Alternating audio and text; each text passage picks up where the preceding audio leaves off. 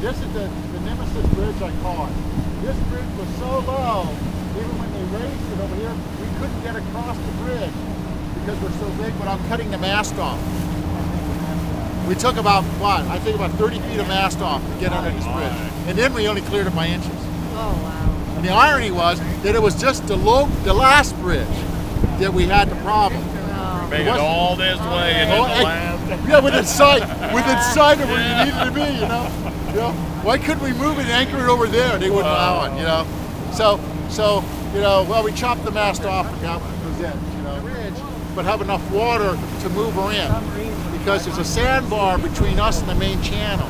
And we had to turn the ship sideways, like this way, to move her in. And we were petrified that if the wind and the current worked against us, we might not be able to stop a 48,000-ton ship drifting into this bridge.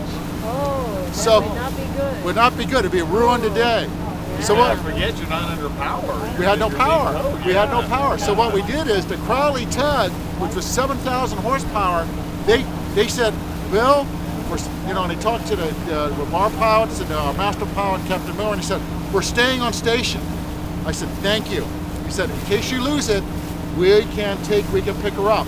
So they stayed on station, worked about 5 hours for free, followed us in, and acted as the quarterback, you know, as a secondary to make sure that when we turned her sideways and moved her in, because we had to move sideways and turn her back again, that we wouldn't lose the ship. So there's a lot of cooperation by everyone. It was a flawless tow by everyone's standard. The Secretary of Transportation had been flying around. No one knew about this one either. He sort of showed up, and he was flying around, and everyone was petrified that, oh, there's going to be a protest. Someone is going to show up with a protest, and you know the Navy was going, oh no, they can't have this. So I said, don't worry. We brought the ship in, not one protester. Not one. In fact, 5,000. I estimate 5,000 people lined the bay and watched the ship. And then we got old Navy troop ships on the right, on this first row. We got a collage of ships from different agencies here. They all get placed here to be taken care of and sort of stored until they're either scrapped, sold, in some cases sunk, or, as in Iowa's case, made a museum. It's a vast closet. Look at it as a closet where we store ships. In this case, we're storing close to 70 ships here.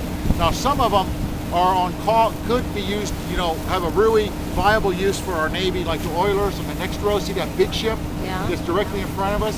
That ship is on standby call. It's a high valued asset. Other ships here, which are you can't see, but on the other side of Iowa, have come back from Iraq. Okay. So we have ships here that are very old, that haven't done anything in decades. But then we have ships here that are relatively new, that have seen service as soon as, or as recently as the Iraq War. So we have a number of Desert Storm cutters here. Some of them that have been imported in Iraq issues as well as Afghanistan. And the design, it pushes water away.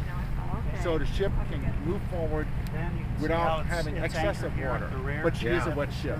Yeah, in other words, in heavy seas, we could get wet. But the bow makes it possible for the ship to move relatively unimpeded. You know, won't transform to a 48,000-ton submarine. Not a good thing. We're not good. They're not that watertight. You know, but you'll see the bow. It rakes up. It gives it that unique design. No other warship, no other naval architecture generation has